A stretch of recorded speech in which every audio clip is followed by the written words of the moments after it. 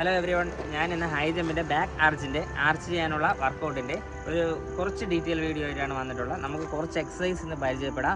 അതേപോലെ തന്നെ അത് എത്ര കൗണ്ട് ചെയ്യണമെന്നുള്ള കാര്യം നമുക്കിന്ന് പരിചയപ്പെടാം. കൂടുതൽ ഞാൻ സംസാരിക്കുന്നില്ല, നമുക്ക് വീഡിയോയിലേക്ക് കിടക്കാം.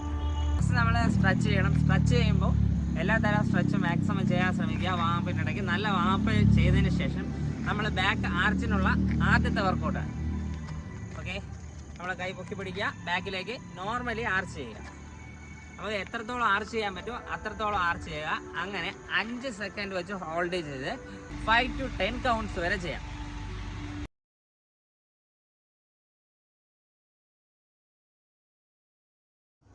നമുക്ക് രണ്ടാമത്തെ വർക്കൗട്ട് നോക്കാം. അത് നമ്മൾ പോസ്റ്റിലേക്ക് ആർച്ച് ചെയ്യുന്നതാണ്. പോസ്റ്റിലേക്ക് പിടിച്ചതിന് ശേഷം മാക്സിമം നമ്മൾ താഴേക്ക് വരിക. പതുക്കെ പിടിച്ച് നിങ്ങൾക്ക് പറ്റുന്ന രീതിയിൽ മാത്രമേ വരാവൂ. മാക്സിമം നമ്മൾ താഴേക്ക് വരിക.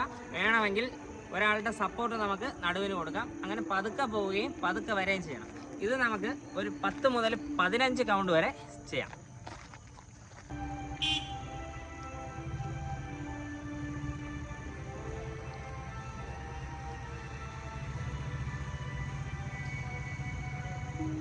വർക്കൗട്ട് നമ്മൾ ബെഡിലേക്ക് ആർച്ച് ചെയ്യുന്നതാണ്.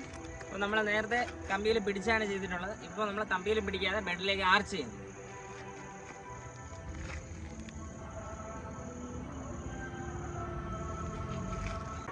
നമ്മൾ ഈ ചെയ്ത വർക്കൗട്ടും ഏകദേശം 10 മുതൽ 15 കൗണ്ട് വരെ നമുക്ക് ചെയ്യാം. എക്സസൈസ് പരിചയപ്പെടാം. ബാക്ക് ആർച്ചാണ്, നമുക്കൊന്ന് ചെയ്ത് നോക്കാം. ഓക്കെ, ഇങ്ങനെ ബാക്ക് ആർച്ച് ചെയ്ത് നമുക്കൊരു 3 സെക്കൻഡ്സ് മുതൽ 5 സെക്കൻഡ്സ് വരെ നിൽക്കാം. അങ്ങനെ കണ്ടിന്യൂഷനായിട്ട് നമുക്കൊരു 5 to 10 കൗണ്ട്സ് ചെയ്യാം.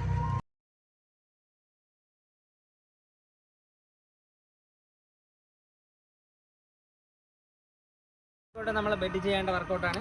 ജസ്റ്റ് നമ്മൾ നേരത്തെ കിടന്ന പോലെ ആ ആർച്ച് പൊസിഷനിൽ വന്നതിന് ശേഷം ക്വിക്കായിട്ട് തിരിച്ചു വരുന്നതാണ്. നമുക്കതൊന്ന് നോക്കി നോക്കാം.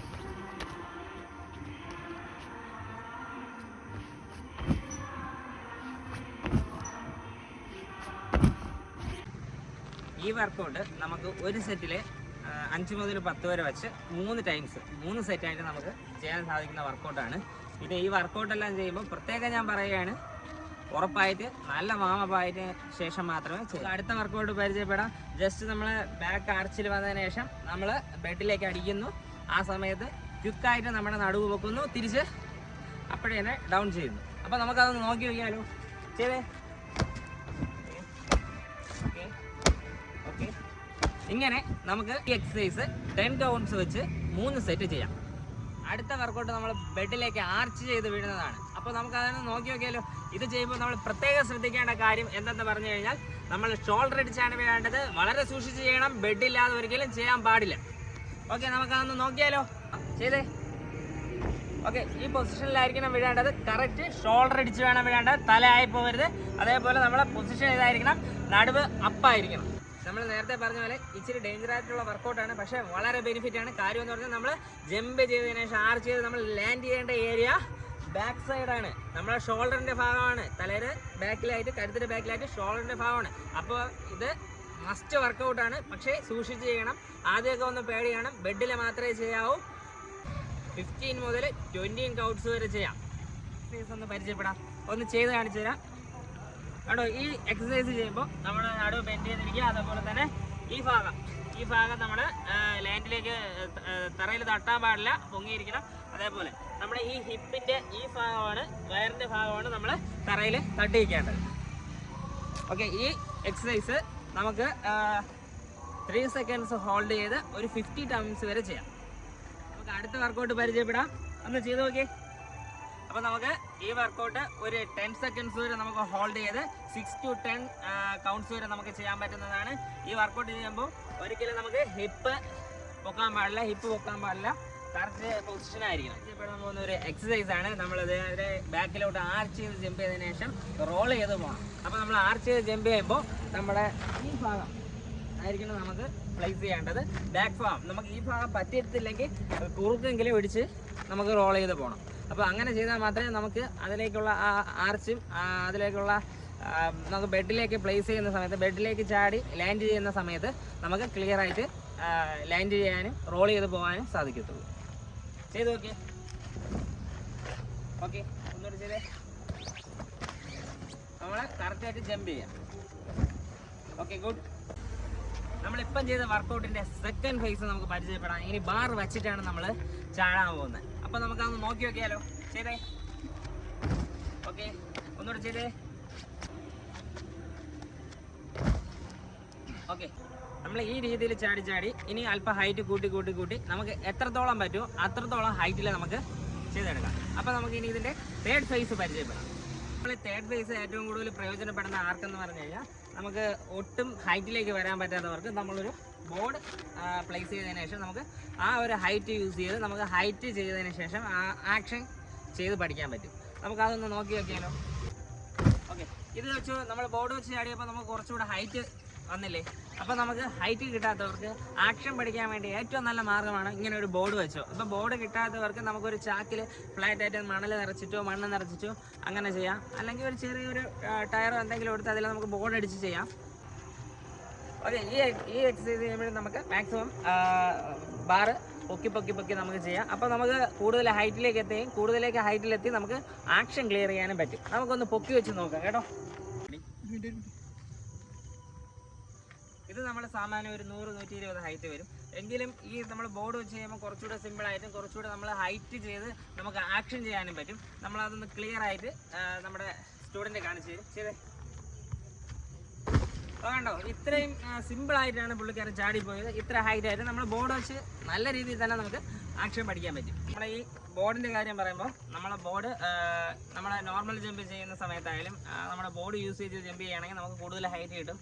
ആ സമയത്ത് നമുക്ക് ആക്ഷൻ ക്ലിയർ ചെയ്യാൻ വേണ്ടി നമുക്ക് ഈ ബോർഡ് യൂസ് ചെയ്യാൻ പറ്റുന്ന ഒരു വലിയ കാര്യമാണ്. പെട്ടെന്ന് നമുക്ക് ആക്ഷൻ ചെയ്യാൻ വേണ്ടി ഹൈറ്റാണ് ഏറ്റവും കൂടുതൽ ഒരു പ്രശ്നം ഉണ്ടാകുന്നതെന്ന് പറഞ്ഞാൽ നമ്മൾ ജമ്പ് ചെയ്യുമ്പോൾ ഹൈറ്റ് വരില്ല. ഹൈറ്റ് വരാത്തപ്പോൾ ആക്ഷൻ പഠിക്കാൻ വേണ്ടി ഒരുപാട് ബുദ്ധിമുട്ടാണ്. ഇത് ബോർഡ് വെച്ച് നമ്മൾ ജമ്പ് ചെയ്യുമ്പോൾ നമുക്ക് ഹൈറ്റ് കിട്ടുക, അതേപോലെ തന്നെ എയർ ടൈം കിട്ടും. എയർ ടൈം കിട്ടുമ്പോൾ സിമ്പിളായിട്ട് നമുക്ക് ആക്ഷൻ പഠിക്കാൻ സാധിക്കും. അപ്പോൾ നമ്മുടെ ഒരു ബോർഡ് ഞാൻ പറഞ്ഞ പോലെ തന്നെ നേരത്തെ പറഞ്ഞ പോലെ മണലോ എന്തെങ്കിലും നിറച്ച് ചാക്കോ അല്ലെങ്കിൽ അങ്ങനെ എന്തെങ്കിലും നല്ല കട്ടിയുള്ള സാധനങ്ങൾ വയ്ക്കുക. പക്ഷേ സേഫായിരിക്കണം.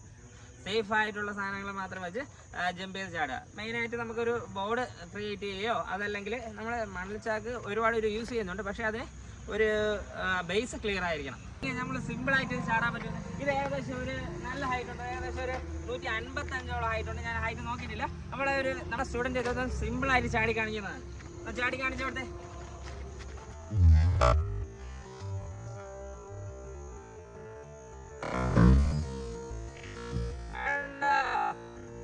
ഈ ബോർഡ് വെച്ചതിന് ശേഷം നമ്മൾ വെറും സിമ്പിളായിട്ടാണ് ഇത് പാസ്സായി പോയത്. അപ്പോൾ നമുക്ക് ബോർഡിൻ്റെ ഈ ഏറ്റവും ആവശ്യകത എന്ന് പറയുന്നത് തന്നെ നമ്മൾ സിമ്പിളായിട്ട് ആക്ഷൻ പഠിക്കാൻ പറ്റും. നല്ല ഹൈറ്റ് കിട്ടും. ഹൈറ്റ് കിട്ടിക്കഴിഞ്ഞാൽ നമുക്ക് ആക്ഷൻ അവിടെ എയർ ടൈം കിട്ടുന്നത് കൊണ്ട് ആക്ഷൻ നല്ലവണ്ണം പഠിക്കാൻ സാധിക്കും. ഓക്കെ, ഇത് നമ്മൾ ജസ്റ്റ് ബോർഡ് ചെയ്തിട്ട് ഇവിടെ ഒരു പലക വെച്ച് നമ്മൾ സ്റ്റോപ്പർ ചെയ്തിട്ടുണ്ട്. ഒരിക്കലും സ്റ്റോപ്പർ ചെയ്യരുത്. നമ്മളിതിലൊരു സ്റ്റോപ്പർ ചെയ്തിട്ടുണ്ട്. അപ്പോൾ ഈ ചരിവ് വരുന്നത് കൊണ്ടാണ് നമുക്ക് ഏറ്റവും കൂടുതൽ നല്ല രീതിയിൽ ജമ്പ് ചെയ്യാൻ സാധിക്കുന്നത് കേട്ടോ. അപ്പോൾ നിങ്ങൾ ഇങ്ങനെ ഒന്ന് ചെയ്ത് ബെഡുള്ള അടുത്താണെങ്കിൽ ഇങ്ങനെ ഒന്ന് ചെയ്ത് വെച്ച് നമുക്ക് പഠിച്ചു കഴിഞ്ഞാൽ കുറച്ചുകൂടെ നമ്മൾ ഹൈറ്റ് കിട്ടുക. അപ്പോൾ നമുക്ക് കൂടുതൽ നല്ല രീതിയിൽ ആക്ഷൻ പഠിക്കാനും സാധിക്കും.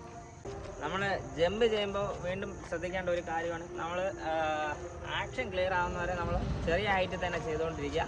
നമ്മൾ ജമ്പ് ചെയ്തതിന് ശേഷം നമ്മൾ ഒരു ആർച്ച് പൊസിഷൻ മെയിൻറ്റെയിൻ ചെയ്ത് നമ്മൾ ചെറിയ ഹൈറ്റിൽ ചെയ്തുകൊണ്ടിരിക്കുക.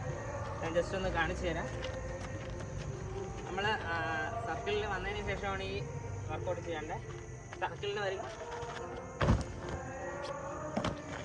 ഇങ്ങനെ നമ്മുടെ ആർച്ച് പൊസിഷൻ മെയിൻറ്റെയിൻ ചെയ്ത് ചാടുക. അപ്പോൾ നമ്മൾ ചെറിയ ഹൈറ്റിൽ തന്നെ ആർച്ച് പൊസിഷൻ മെയിൻറ്റെയിൻ ചെയ്ത് ചാടി പഠിച്ചു കഴിഞ്ഞാൽ നമ്മൾ പിന്നെ ഹൈറ്റിലേക്ക് വരുമ്പോൾ പതുക്കെ അത് റെഡിയായി വരികയും ഹൈറ്റിൽ വരുമ്പോൾ നമുക്ക് ആ ആർച്ച് പൊസിഷൻ മെയിൻറ്റെയിൻ ചെയ്യാൻ പറ്റും.